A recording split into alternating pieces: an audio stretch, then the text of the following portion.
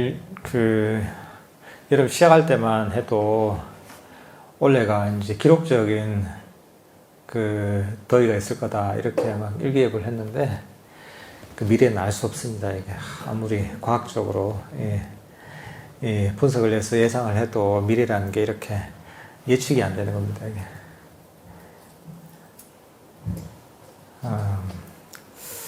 오늘은 노아벌기 413페이지 완전함 깨달음을 빨리 성취하기입니다. 저희가 몇 주간 깨달음에 대해서 계속 다루고 있습니다.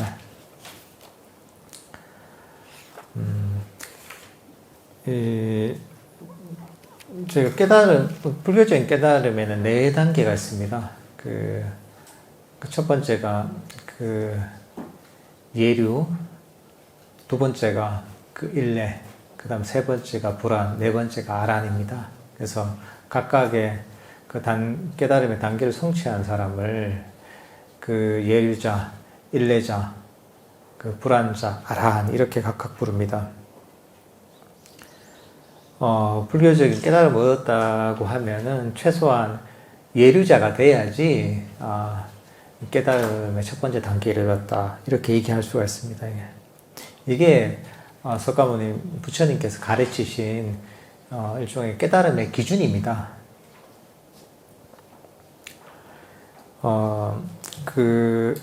여기서는 깨달음에 대해 설명하면서 아난다 존자의 깨달음에 대해서 좀 다루고 있습니다. 아난다 존자의 깨달음을 다루면서 이 깨달음에 대해서 지금 설명을 하고 있습니다. 아난다 존자 같은 경우에는 부처님의 사촌 동생이자 또 출가해서 부처님의 시자를 굉장히 오래 했습니다. 아난다 존자 같은 분은 머리가 너무나 좋은 분이어서 한 번 들으면은 잊어버리지 않는 그런 어떤 기억력을 갖고 있었습니다.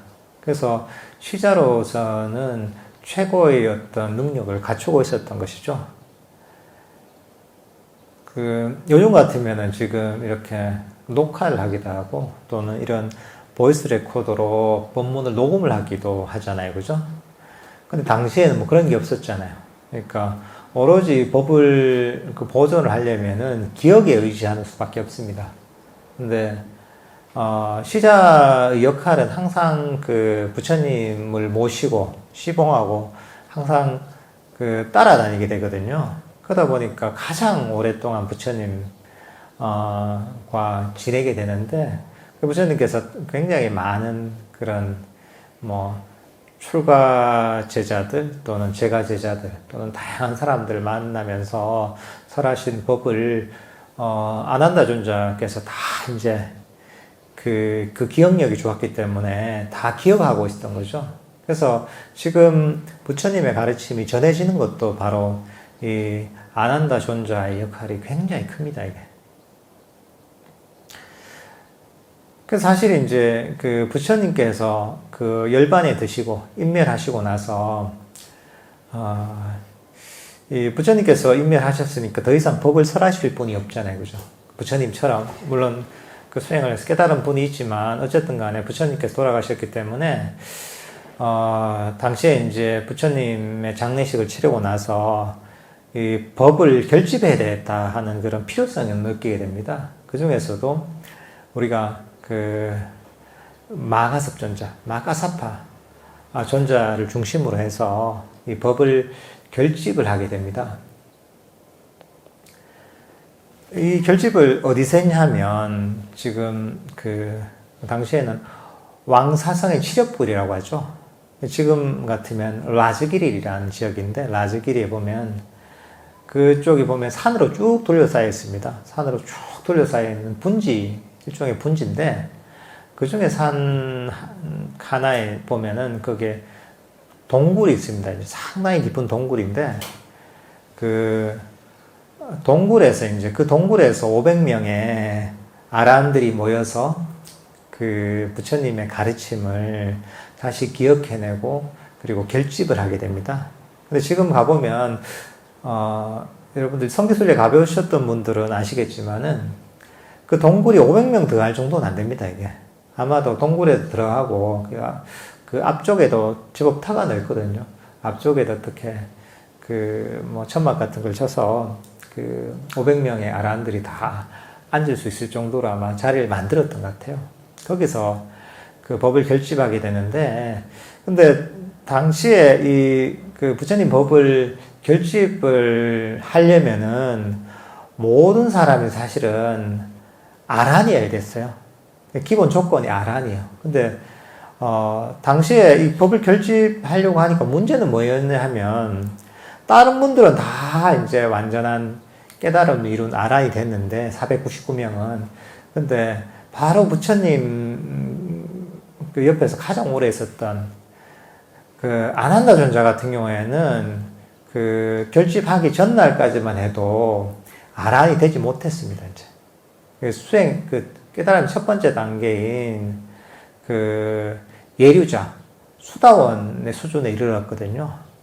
그러니까, 이게 참 큰일 난 거죠, 이게. 가장 부처님 법을 많이 기억하고 있는 그런 분이, 수다원이, 아란이 되지 못해서 결집에 참여할 수 없게 되면 결집이 제대로 이루어지기 힘들잖아요. 그래서 아난다 존자 같은 경우에는 이 마음이 급했던 거죠. 그래서 전날도 이제, 내가 오늘 하루 정진해서 깨달아야 되겠다, 아란이 되겠다 하면서 열심히 정진하십니다. 정진하시면서 좌선을 하다가 또 걷기 명상을 하면서 계속 애를 씁니다, 이제. 애를 써도 이제 깨닫질 못했습니다. 아란이 되질 못했어요. 그러다가 새벽 때쯤이 돼서 안 되겠다 싶어서 이제 포기를 하고, 그리고 잠시 이제 자리에 눕게 됩니다.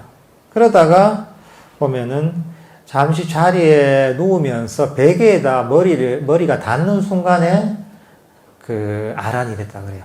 모든 번뇌를 소멸시키고 아란이 됐다고 합니다. 그게 뭐냐면, 어떻게 보면, 이 포기하는 데서 이제 깨달음을 얻은 것이죠, 이제. 그러니까, 아란이 되겠다는 그런 미세한 욕심이 있었겠죠, 마음이 급하니까.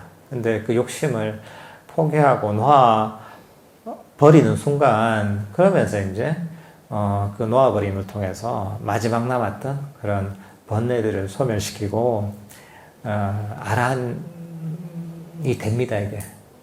그리고 나서 아란이 됨과 동시에 신통이 생겼다고 해요. 그래서 뭐 그런 주석이나 이런 데 보면 신통까지 생겨서 아란이 되고 나서 그 자리에서 사라져서 이제 결집을 하는 시렵굴에 바로 이제 나타났다고 합니다. 이제 그렇게 해서 부처님의 가르침의 결집이 제대로 되기 시작합니다. 그래서 첫 결집에서는 경정과 율장이 결집이 됩니다. 그러니까 부처님의 어떤 가르침과 그리고 어떤 스님들의 어떤 계율이 이제 같이 결집이 되는데, 그런 경장에 해당하는 부분은 아난다 존자가 이제 쭉 알고 있는 것들을 대중들 앞에서 499명의 아란들 앞에서 쭉 그걸 외웁니다. 외우면 그 중에 뭐 약간 이견이 있으면 또 얘기를 하고, 그리고 해서 다 이견이 없을 때까지 그 내용을 맞춘 다음에 다시 다 같이 외웁니다. 같이 외워서 그거를 500명의 아란이 다 암기를 합니다, 이게.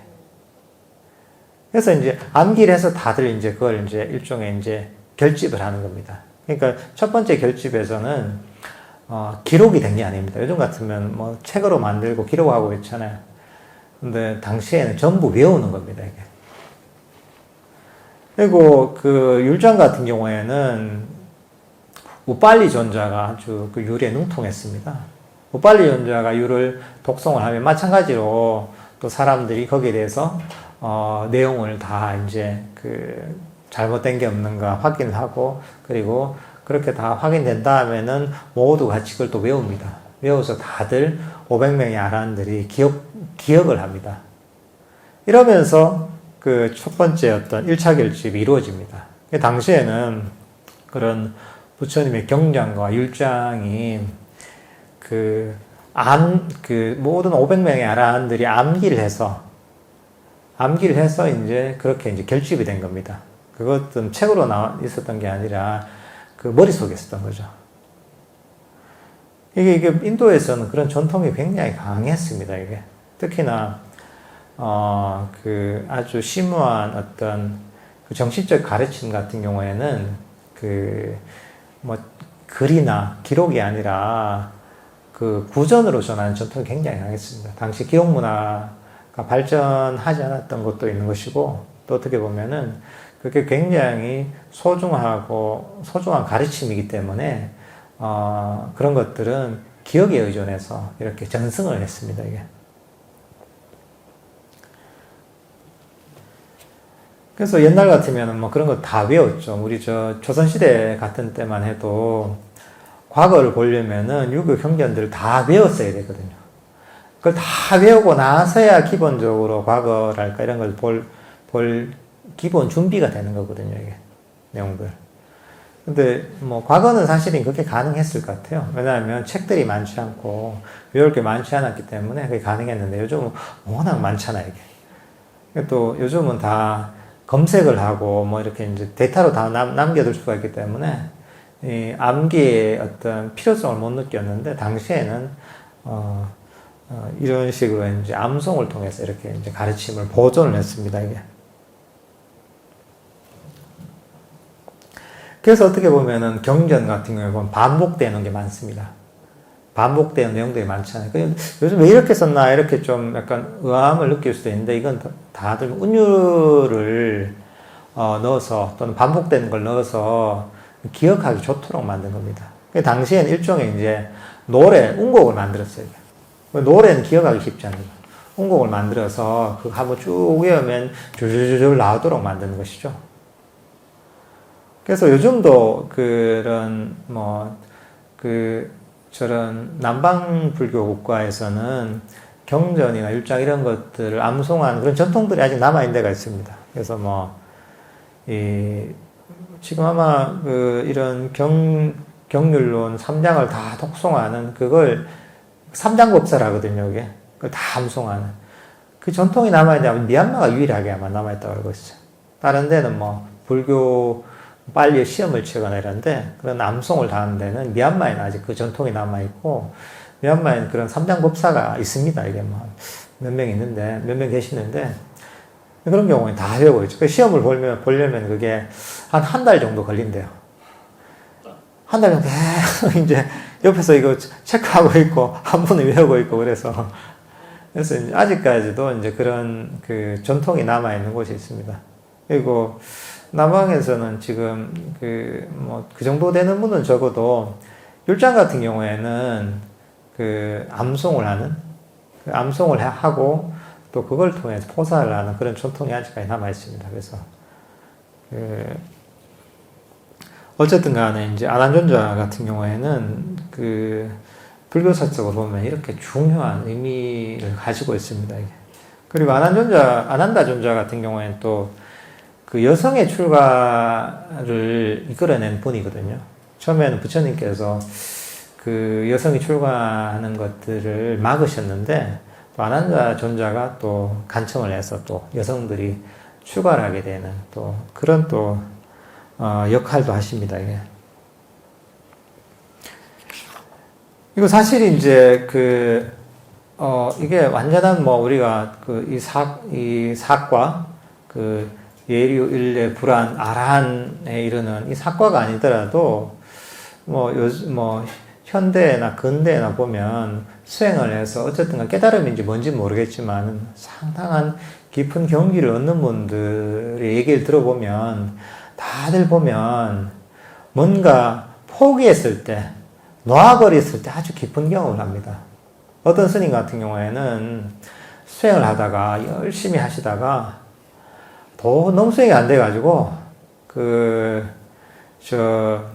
벼랑 끝에서 이게 나 이제 수행해도 나 안 되고 금생을 걸러 먹었는가 보다 이렇게 좌절해서 거기서 이제 절벽에서 떨어지려고 이렇게 탁 결심하는 순간 마음이 확 열려서 그럼 나름대로 아주 깊은 어떤 경험, 스스로 깨달으면 생각하는 그런 경험을 한 경우도 있고, 또 많은 경우에 보면은 이 뭔가 포기했을 때 본인이 평소에 경험하지 못한 아주 깊은 경지를 다들 경험했다고 얘기를 합니다, 이게. 막 얻으려고 해서 막 이렇게 해서 잘 되는 경우 거의 잘 없습니다, 이게. 다들 평소에 아주 열심히 하다가, 그러다가 한계에 부딪혔을 때, 그때 포기했을 때 다들 뭔가 아주 깊은 경지, 그게 깨달음이 됐든, 아주 깊은 산매가 됐든, 통찰이 됐든, 이런 것들을, 경험했다고 다들 공통적으로 그런 얘기를 합니다, 이게. 어쨌든 간에 이거는 뭐냐면 본인이 그 길을 알았어든지 안 그러면은 결국 막다른 골목에 몰려서 결국은 이것을 포기하고 놓아버리지 않을 수 없었어든지 간에 어쨌든 간에 그 놓아버림을 통해서 아주 깊은 경험을 하게 됩니다, 이게. 이게 어떻게 보면 불교 수행의 본질이 탐진치를 놓아버리는 것, 포기하는 것. 이게 불교 수행의 핵심적인 부분이기 때문입니다. 특히나 명상을 오래 하고 어느 정도 정신적인 힘이 있는 그런 수행자 같은 경우에는 어느 순간 이뤘을 때 그 용기를 내서 포기하는 것, 놓아버리는 것.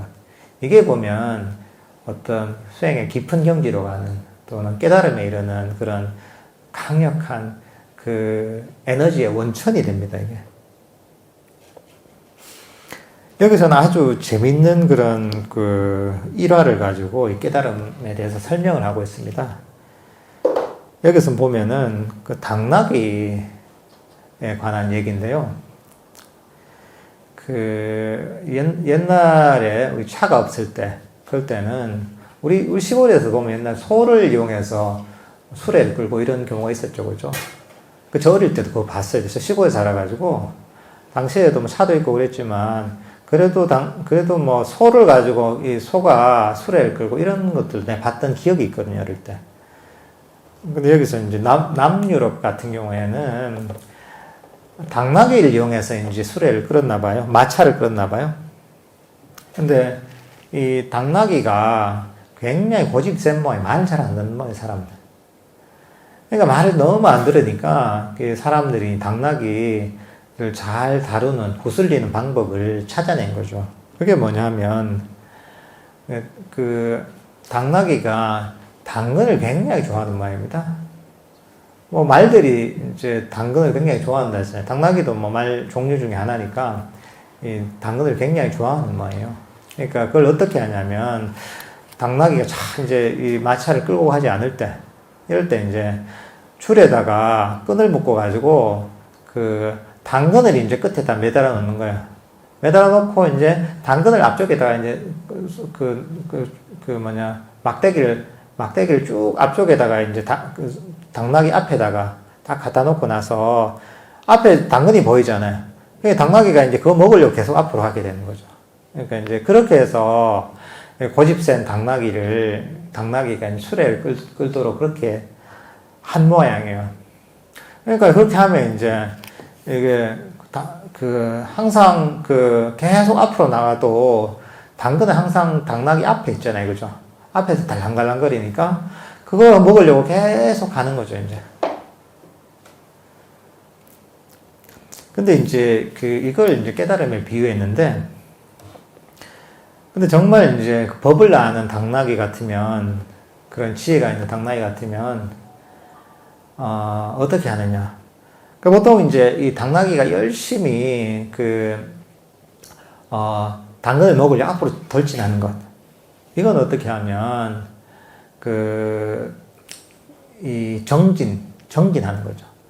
정진과 또는 일종의 이제 몰입, 집중하는 거라고 할 수가 있죠, 그죠? 우리가 깨달음에 이르는 5가지 힘이라고 해서 오력이라고 하죠. 오력이 뭐냐면은 신정진 염정이거든요. 믿음과 정진과 마음챙김과 삼매와 그리고 지혜거든요. 어떻게 보면 열심히 이 당근을 먹으려고 막 앞으로 나아가는 거, 그건 어떻게 보면 정진과 몰입, 산매라고 할 수가 있거든요. 좀 그렇게 해도 쫓아가도 당근 앞에서 달랑달랑거리지 먹지를 못한단 말이죠. 근데 이제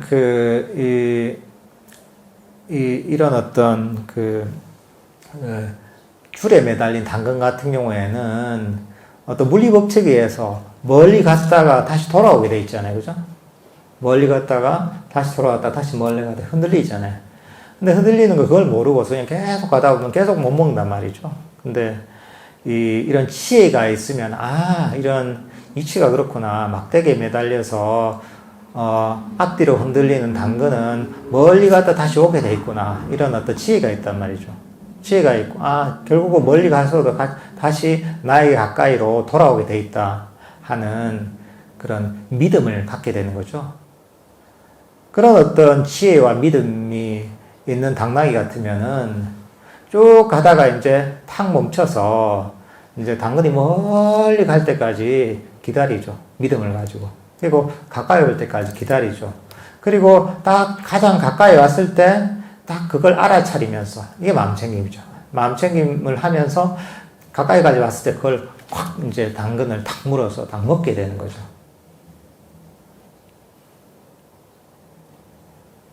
그러니까 이제 이런 당나귀 같은 경우에는 지혜가 있으면은 그런 아주 멀리 수레를 끌지 않고서도 당근이 이제 막대기에 흔들려서 왔다 갔다 하는 본질을 알고서 당근을 빨리 먹을 수가 있게 되는 거죠. 여기서 아까 얘기했지만 막 당근을 향해 쫓아가는 것. 이것은 오력 중에 정진과 산매라고 할 수가 있는 것이죠. 그리고 당근이 앞으로 갔다가 다시 돌아오는 그 원리를 아는 것은 지혜라고 할 수가 있는 것이고, 멀리 가서도 결국은 다시 가까이로 다시 움직여서 올 것이라는 그런 것을 믿고 있는 것은 믿음인 것이고, 가까이 올 때까지 그걸 놓치지 않고 탁 알아차리는 것은 마음챙김이라고 할 수가 있는 거죠. 그러니까 이제 여기서 중요한 건 뭐냐면 멈추는 것이죠. 놓아버리는 것이죠. 그것을 계속 쫓아가지 않고 어느 순간 포기하고 딱 멈추는 것이죠. 멈췄을 때 이제 결국은 이 오력을 통해서 이 당근이 결국은 입 안으로 들어오게 되는 것이죠, 이게. 아난다 존자가 결국은 수다원에서 완전한 깨달음이 아란에 이르는 것도 마찬가지로 그런 오력을 통해서 수행을 많이 하셨죠, 이제. 명상을 많이 하셨는데, 결국은 마지막에 그런 놓아버림이 거기에 더해지면서 결국은 완전한 열반, 완전한 깨달음을 얻게 되시는 것이죠.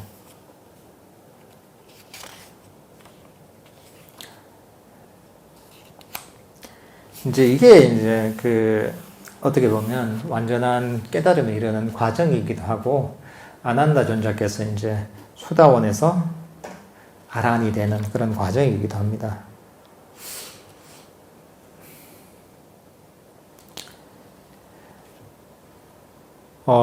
이 완전한 깨달음으로서 아란이 되면은 가장 중요한 측면 중에 하나가 뭐냐면, 수다원에서도 그랬지만은 자아가 있다는 견해를 갖지 않게 됩니다.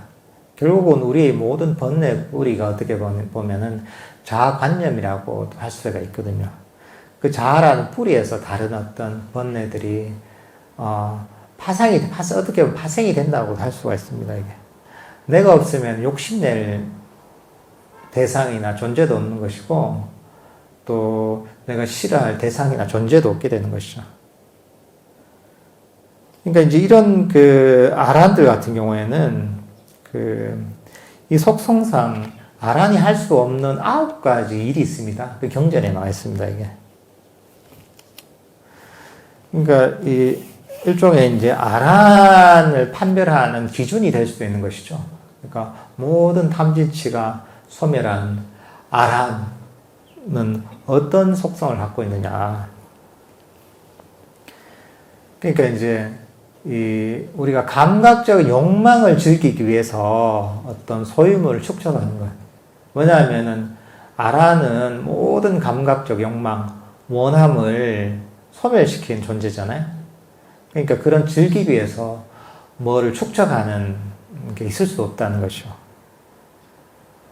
그 다음 두 번째 아란이 할 수 없는 일은 뭐냐면 그게 어떤 생명체든 이게 크든 작든 그게 아주 자그마한 벌레가 됐더라도 이것을 의도적으로 죽일 수는 없다는 거죠. 아란은.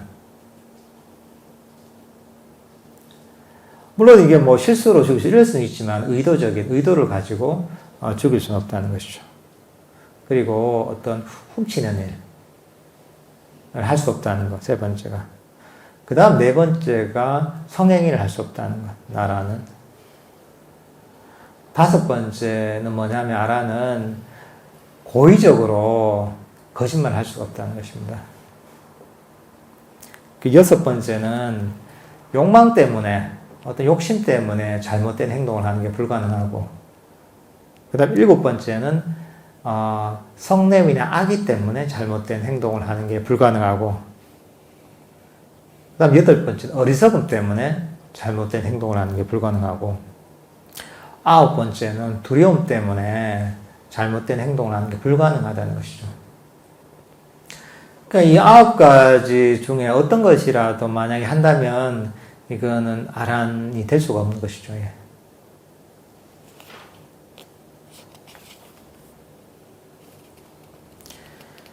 이제 이런 아란들 같은 것 어떻게 보면 세상에서 참 볼 수 없는 어떤 세상의 흐름, 욕망의 흐름을 완전히 거슬러가는 분이기 때문에 아주 진짜 고귀한 존재인 거죠.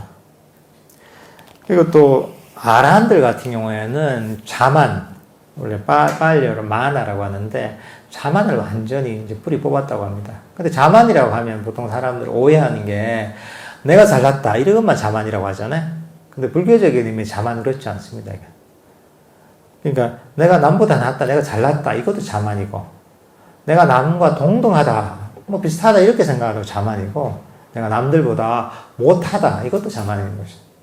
불교적인 자만은 내가 남들보다 낫다, 동등하다, 또 남들보다 못하다 이 세 가지 모두가 자만에 해당합니다. 그렇지만 이런 자만들도 모두 사라지게 됩니다. 왜냐하면 이런 아라한들 같은 경우에 사실 나라는 자아관념이었거든요. 그러니까 나라는 자아관념이었기 때문에 그런 비교하는 마음이 생길 수가 없는 것이죠. 이게. 어떤 나의 어떤 자아라는 것이 존재하지 않고 단지 어떤 우리의 오온이 우리의 어떤 물질과 정신이 조건지어져 있다. 조건지어서 나라고 하는 것이 생긴 것이다. 이런 것이죠. 우리가 자동차가 그렇잖아요. 자동차가 이게 전체가 모여서 몇만 개의 부품이 모여서 자동차가 되는데 근데 이게 부품 하나, 볼트 하나 가지고 자동차라고 할 수가 없잖아요.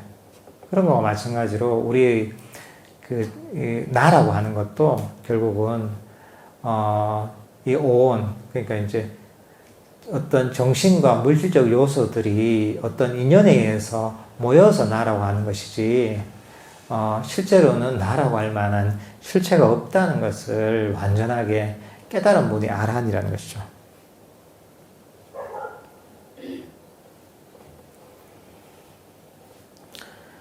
그래서 사실 자아관념이었기 때문에 보통 그런 얘기 하잖아요. 자존심 이런 게 있잖아요. 자존심 사람들이, 자존심으로 이제 어떻게 보면 사람들이, 죽고 사는 이런 분들도 많잖아요, 이게. 근데 아라한테는 자아관념, 어떤 남들과 비교하거나 나의 자아를 보호하려는 이런 마음이 없기 때문에, 그렇기 때문에 아주 겸허할 수밖에 없는 거죠, 이게. 뭐냐면 보호할, 자아가 없기 때문에. 그래서 여기도 보면 부처님의, 석가모니 부처님의 가장 뛰어난 제자였던 분이 사리푸타 존자입니다. 석가모니 부처님께서도 이제 사리푸타 존자를 법의 장군이다 이러셨어요. 가장 뛰어났던 부처님이 제자 중에. 그런 제자였는데, 사리푸타 존자 같은 경우에는 어떤 경우가 있었냐면, 아주 출가한 지 얼마 안 된 사미가, 이제 어린 사미가 사리푸타 존자를 보고서 사리푸타 존자가 옷을 잘못 입었나 봐요. 이게. 옷을 입었는데 조금 단정하지 못하게 입었었나 봐요, 실수로. 그러니까 어린 사미가 지적을 한 거예요. 스님, 옷을 왜 그런 식으로 입어요? 그건 아니죠. 이렇게 막 지적을 한 거예요. 그러니까 꼬마가 이렇게 지적하면 보통은 이제 이 어린 꼬마가 이렇게 이제 막 그럴 수도 있잖아요, 이게. 이제 이 어른한테 꼬마가 어디 지적을 하나 이럴 수도 있지만, 사리푸타 존자는 이제 이런 어떤 얘기를 듣고서 본인의 복장을 보니까 조금 단정치 못한 게 있어서, 그래서 이걸 딱 이제 복장을 고치고 나서 꼬마한테 아이고 감사합니다 스승님 이랬다고 합니다, 이게.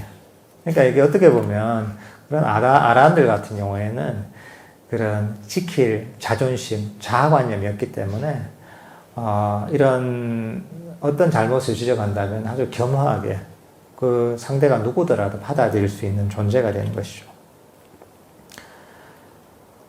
그리고 이런 아라한들 같은 경우, 아까 아라한들이 할 수 없는 9가지 중에 마지막에 보면 두려움 때문에 잘못된 행동을 할 수 없다 이런 게 나오잖아요. 그러니까 어떻게 보면 아라한들 같은 경우는 두려움이 없습니다. 이게. 모든 어떤 두려움들, 왜냐하면 두려움이 있는 사람들은 뭐냐면 잃을 것이 있어야 두려움이 있습니다. 예를 들면 누가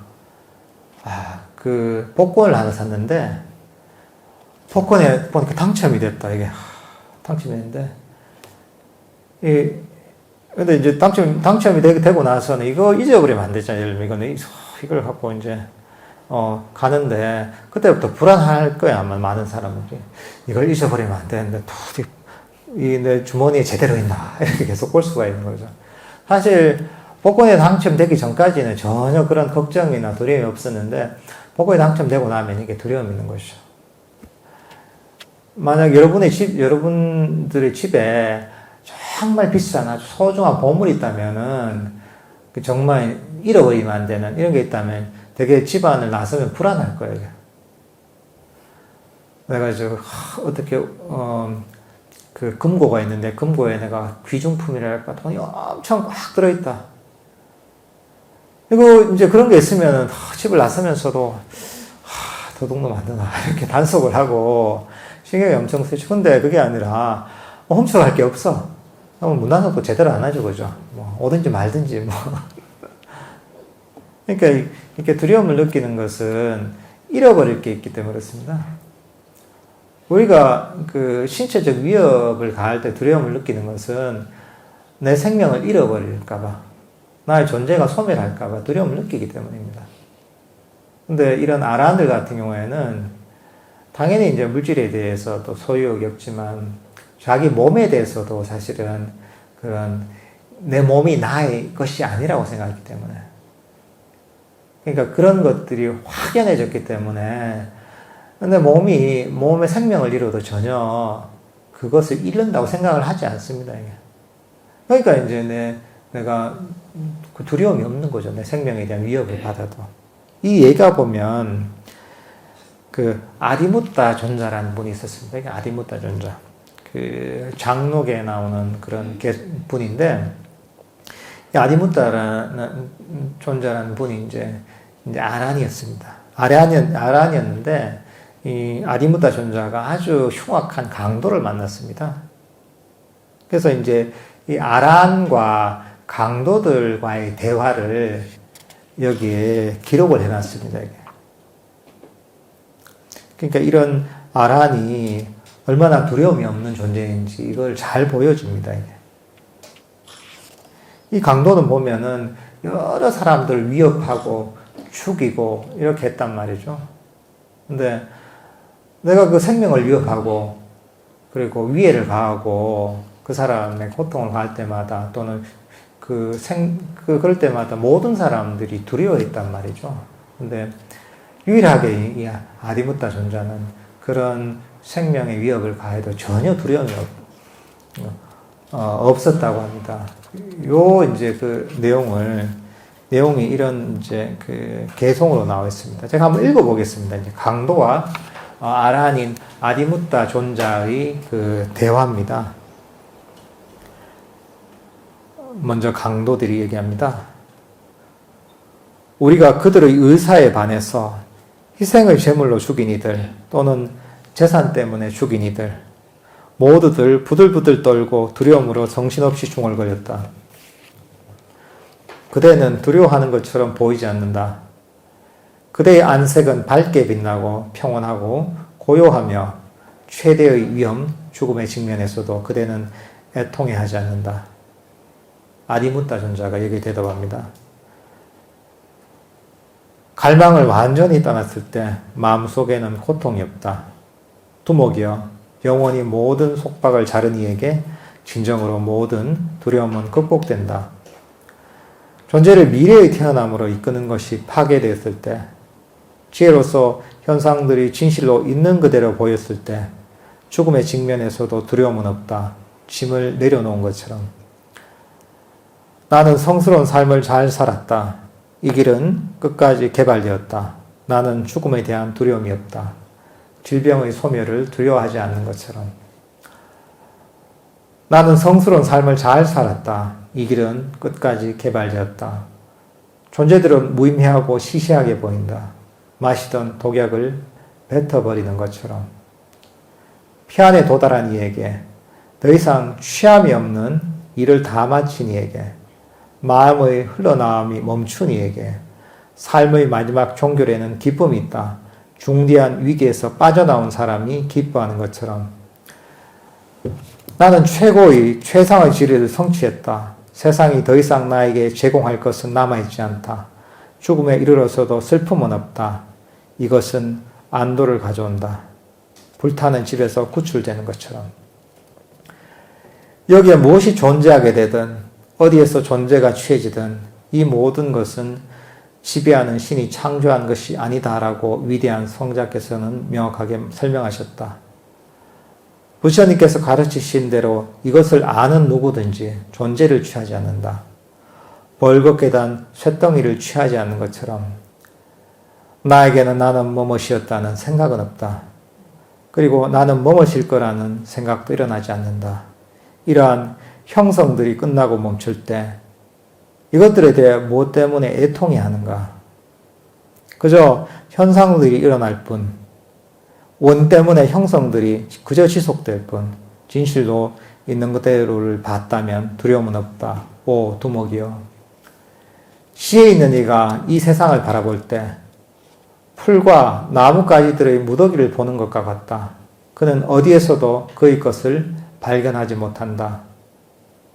나의 것이 없기에 슬픔은 없다. 나는 이 송장에 지쳤다. 넌더리가 난다. 존재는 그 마력을 잃었다. 그리고 여기서 이 송장이 부서질 때 더 이상 다른 송장은 없을 것이다. 그대는 원하는 대로 하라. 그대가 해야 할 바를 하라. 하지만 여기 이 시체 때문에 미움이나 애착은 일어나지 않을 것이다. 이러한 소름 끼치는 놀라운 말에 강도들은 칼을 던지고 이렇게 말했다. 존자시여, 당신은 무엇을 하셨기에, 그리고 당신의 스승은 누구시기에 누구의 가르침이 모든 슬픔에서 벗어난 이러한 자유로 이끕니까? 모든 것을 알고 모든 것을 보는 정복자, 그리고 승리자, 한량없는 자비를 가진 나의 스승, 그는 세상의 스승이시고 세상의 의사이시다. 정기난 다음에 모든 슬픔에서 벗어난 자유로 이끄는 소멸에 이르는 이 견줄 데 없는 법을 그는 가르치셨다. 성자이에 잘 설해진 이러한 말을 듣고서 칼을 내려놓고 무기를 버리고 일부 강도들은 즉시 그들이 하던 일을 그만두었다. 한편 다른 이들은 세상을 떠나 성스러운 삶을 살았다. 부처님의 종교에 출가하여 깨달음의 요소들, 힘들, 그리고 높은 마음을 개발하면서 기쁜 마음과 성숙한 능력들로 그들은 조건 지어지지 않는 상태, 열반에 이르렀다. 그러니까 이 아디무타 존자 같은 경우에는 이 전혀 죽음에 대한 두려움이 없는 것이죠. 내 몸과 마음이라는 것도 보면, 나라는 것이 보면, 실제로는 그 나라고 할 것이 없는 것이고, 단지 이 육체와 정신이 어떤 조건에 의해서 만나서 일시적으로 형성된 것이라고 보는 것이죠. 그리고 이것들은 나와 관계없는 일종의 이것도 자연현상이라고 보는 것이죠. 그러니까 내 몸에 대해서 이 일종의 이제 나의 것이라고 여기지 않기 때문에 설사 내 몸이 죽더라도 거기에 대해서 전혀 슬퍼하거나 아쉬워할 게 없는 것이죠. 그러니까 어떻게 보면 이런 존재들은 무엇으로도 위협할 수 없는 것이죠. 이런 상태가 어떻게 보면 칼이나 총으로도 그 어떤 위해를 가할 수 없는 그런 존재가 되는 것이죠. 어떻게 명상을 하는 과정이 사실 점점 여기에 가까워진다고 할 수가 있습니다. 우리가 여러 가지 괴로움을 받습니다, 이게. 근데 스스로 만드는 괴로움입니다, 이게. 왜냐하면 만약에 우리가 이 몸이 아주 단단한 몸이 있을 때 칼로 찌르면은 굉장한 상처를 입고 어마어마한 고통을 일으킵니다. 근데 우리 몸이 점점 사라져서 투명인간처럼 되면은 칼로 찌르든 총으로 쏘든 아무런 위해를 가하지 못합니다. 이게. 그러니까 우리가 어떤 그 집착을 버리고 자아관념을 버리면 버릴수록 우리를 고통스럽게 만들 수 있는 것은 점점 적어지게 됩니다. 이게.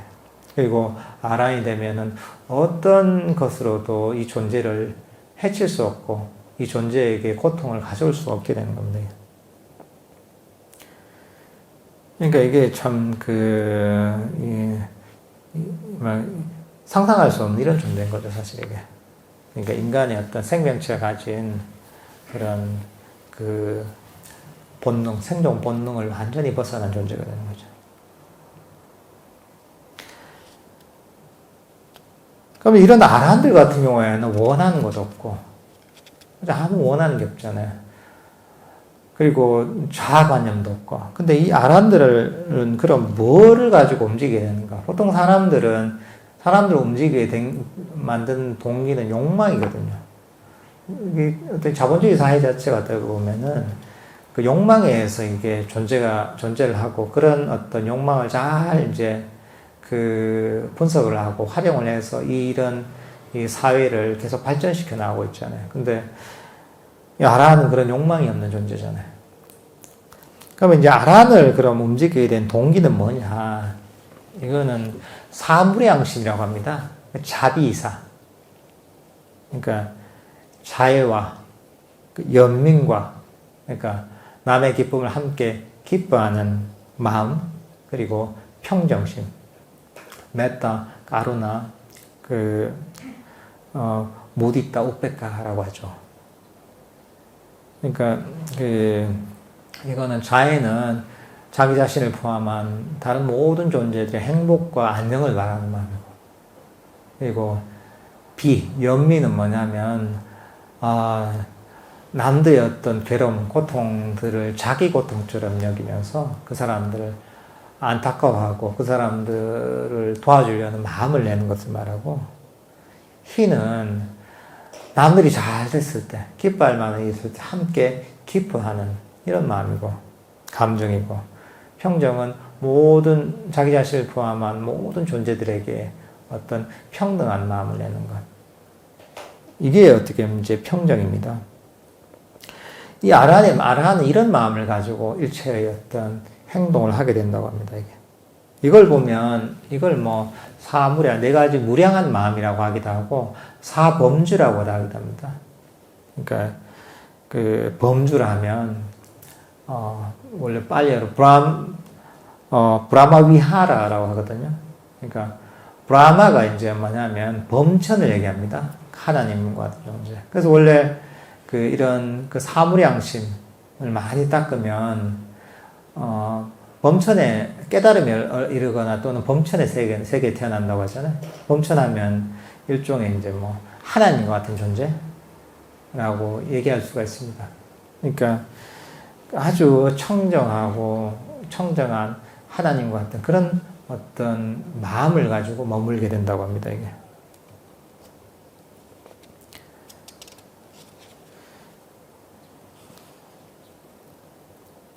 그러니까 이 아잔 브람스님 같은 경우에는 가장 존경하는 스님이 본인의 이제 은사 스님이죠. 아잔차 스님 제자로 출가해서 그래서 이제 아잔차 스님을 가장 존경하는데 이 아잔 브람스 아잔차 스님이 아란이다 이렇게 당연히 믿고 계시죠. 그리고 처음 태국에 가서 아잔차 스님을 처음 뵙게 될 때는 되게 좀 겁이 많이 났다고 해요. 왜냐하면 아잔차 스님이 좀 소문이 좀 났었거든요. 당시에도 유명한 스님으로. 또 이분이 약간 타심통 같은 게 좀 있어가지고 그래서 내가 안 좋은 생각을 많이 하는데 이거 다 들키면 어떡하지 이게 이것 때문에 되게 걱정이 됐던 거예요 이게. 생각을 다 이런다는데 그러니까 이것 때문에 이제 훌륭한 분이가 찾아가긴 가는데 본인이 찔리는 게 많은 거죠 이게. 본인이 생각한 그런, 생각이 아직까지 완벽하게 통제가 안 되기 때문에 안 좋은 생각이랄까, 좀 너무 유치한 생각들이 아직 있었겠죠, 이게. 근데 이제, 아잔차 스님을 처음 뵙고 나서는 그런 두려움이 뵙는 순간 싹 사라졌다고 해요. 아주, 정말 그런 두려움 없이 아주 정말 편안하게 어떤 그런 어떤 천만남이었지만 그런 느낌이 들었다고 하거든요. 그래서 이제 아라한들을 어떻게 보면 정확하게 우리가 어떤 존재가 이렇게 얘기는 할 수 없겠지만은, 아잔 브람스님 이렇게 보시는 것 같아요. 어떤 아잔 브람스님도 그렇고, 아잔 브람스님의 도반도 이제 이런 어떤 아란에 대해서, 나름대로 이제 좀 판단을 해봤는데 어떻게 얘기를 하시냐면 보통 사람들 같은 경우에는 나름 일종의 고슴도치가 있잖아요. 고슴도치 같으면은 고슴도치가 가시가 있어서 몸에 가시가 있는데 더 가까이 가면 가시 찔리잖아요, 그죠? 사람에 따라서 아주 성숙을 못한 사람들 같은 가시가 굉장히 큰 거죠. 그러니까 건축하기 힘든 거죠. 근데 좀 더 성숙을 한 사람들 같은 경우에는 좀 더 가까이 가도, 괜찮은 거죠. 근데 그 이상 가까이 가면 그래도 이제 그런 가시가 있어서 찔리게 되고, 그리고 더 성숙한 사람 같은 경우에는 가시가 굉장히 짧은 거죠. 그렇지만 그걸 완전히 밀착하게 되면은 그런 가시에 찔리게 되는 거죠. 근데, 이런 아라한들 같은 경우에는 그런 정신적 가시가 전혀 없는 이런 존재이지 않을까. 이렇게 이제, 아잔 브람스님, 도반스님 이렇게 얘기했다는데 상당히, 공감을 하시는 것 같아요. 그러니까 특히나 이제 아잔 차스님이 좀 그런 분이었던 것 같아요. 아주 엄격하기도 하지만은 그런 아주 따뜻한 자비가 아주 충만하셨던 분이라서 아마 아란을 그렇게 보시는 것 같아요.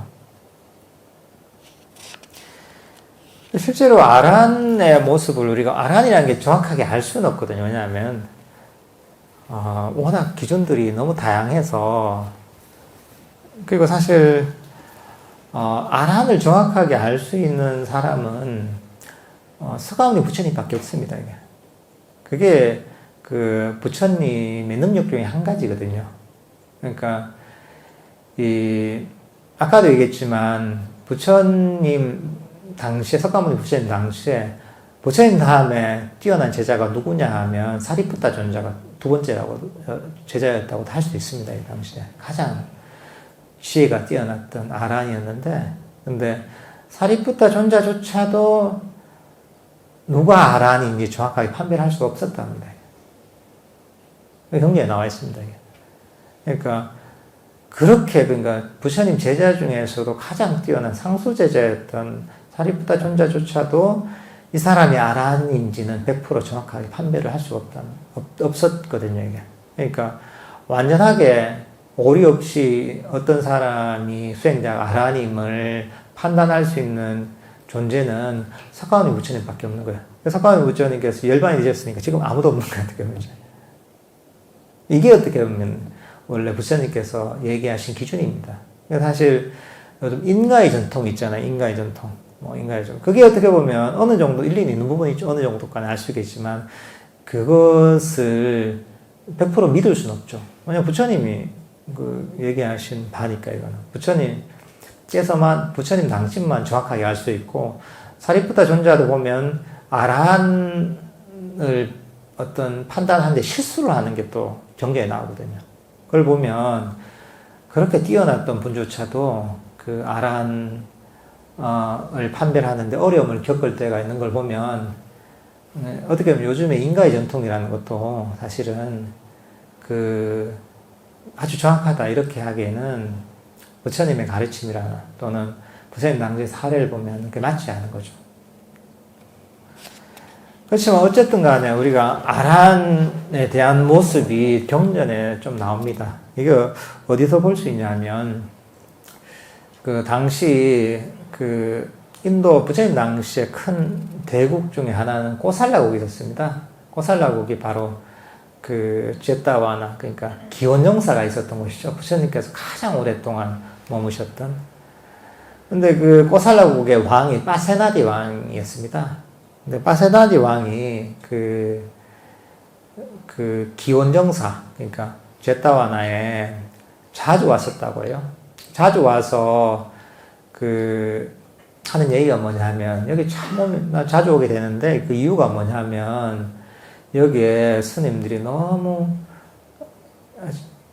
행복해 보이는 그리고 아주 즐겁게 미소 짓는 모습 또 그렇게 고요한 모습 너무 행복한 모습이 너무 좋아서 이 절을 자주 방문하게 된다고 이렇게 얘기합니다.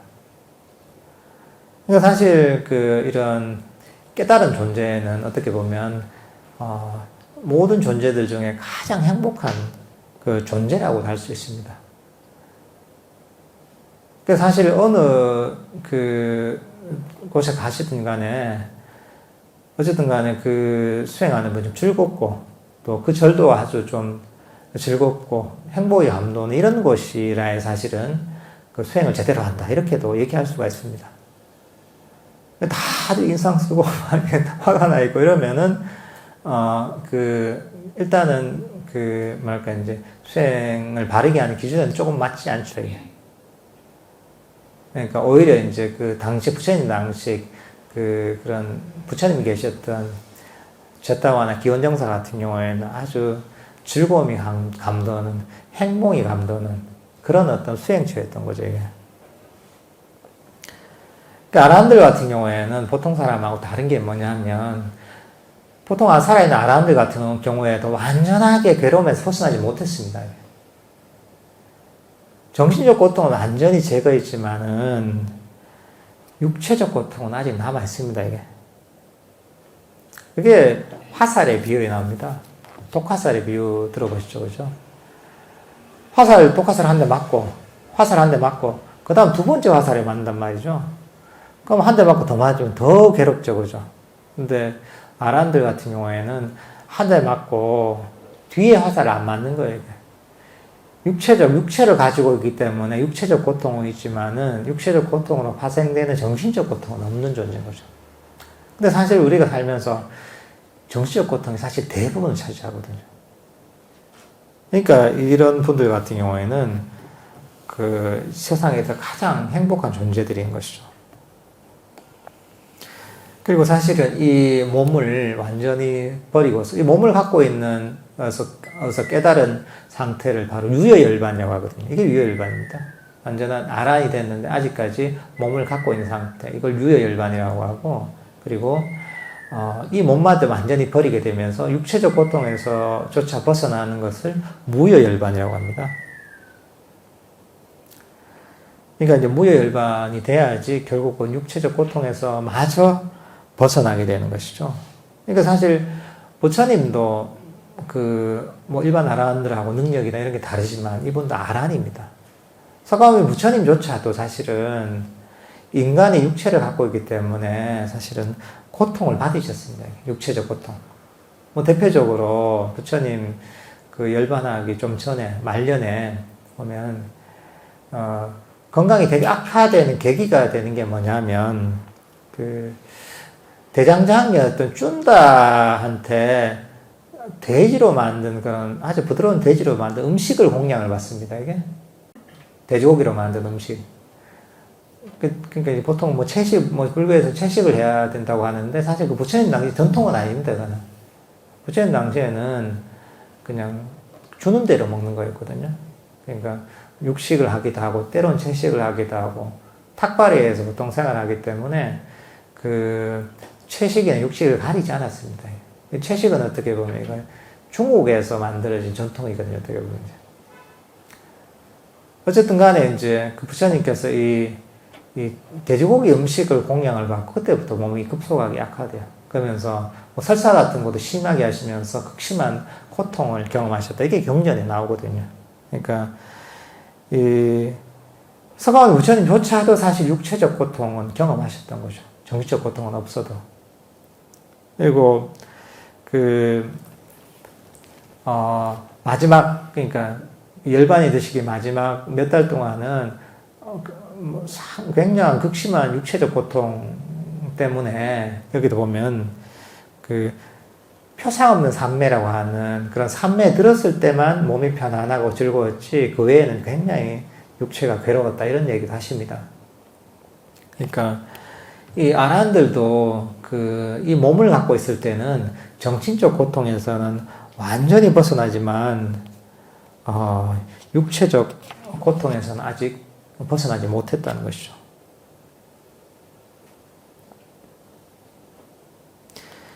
그러니까 이제 이런 아라한들 같은 경우에 사실은 그런 이 자아관념이 완전히 사라져 있잖아요. 그러니까 이 몸이 이 정신 자신이 갖고 있는 정신이 이 자기 것이라고 생각하지 않습니다. 나의 자아라고 생각하지 않고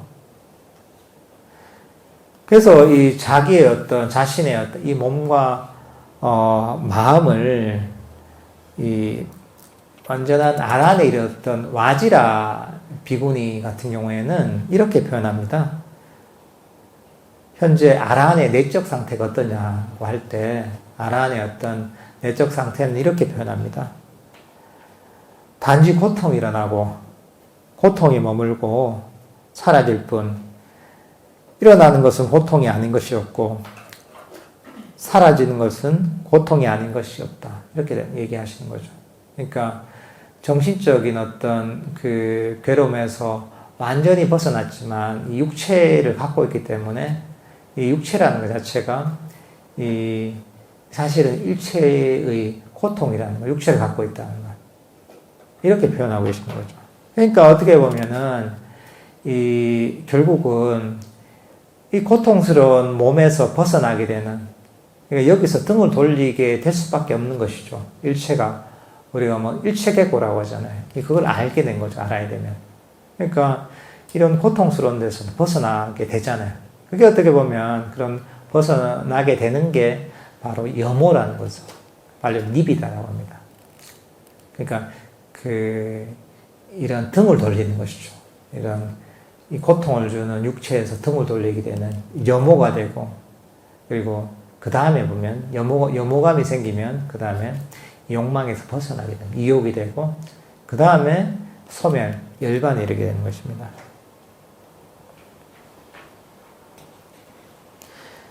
그러니까 사실 이 아란한테는 모든 어떤 존재의 차원 자체가 모두 고통이라는 것을 알게 되는 것이죠. 그렇기 때문에 이 고통뿐인 곳에서는 벗어나게 되는 것이죠. 그러니까 시뻘건 쇳덩이가 있는데 시뻘건 쇳덩이가 뜨거운 줄 알잖아요. 그럼 그것을 손으로 잡을 이유가 없는 것이죠. 아라는 이 몸을 갖고 있는 게 정말 시뻘건 쇳덩이를 잡는 것하고 같다고 여기는 것이죠. 그러니까 고통스러운 것을 잡을 필요가 없는 거죠. 그러니까 여기서 이제 벗어나게 되는 것이죠.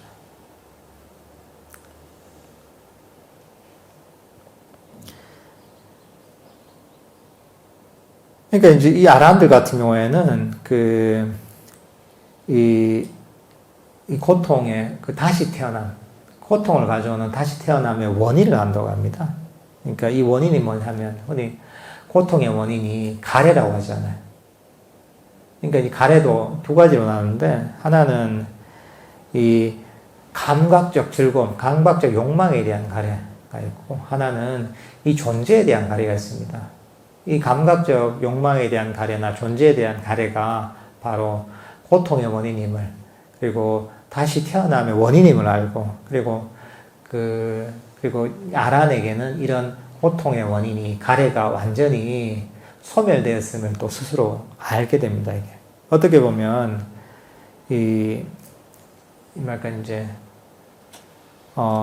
고통의 씨앗들이 완전히 파괴가 됐다는 걸 알게 되는 것이죠. 그래서 보통 아란들 같은 경우에는 아란이 되고 나서 항상 읊는 개송이 있습니다. 읊는 개송이 뭐냐면 이렇게 읽습니다. 태어남은 다했다. 청정 범행은 성취되었다. 할 일을 다해 마쳤다. 다시는 어떤 존재로도 돌아오지 않을 것이다. 깨닫고 나서는 스스로 이 고통의 원인, 그리고 이 태어남의 원인이 완전히 소멸됐음을 아는 거죠. 그러면서 이런 개성을 얻게 되는 겁니다.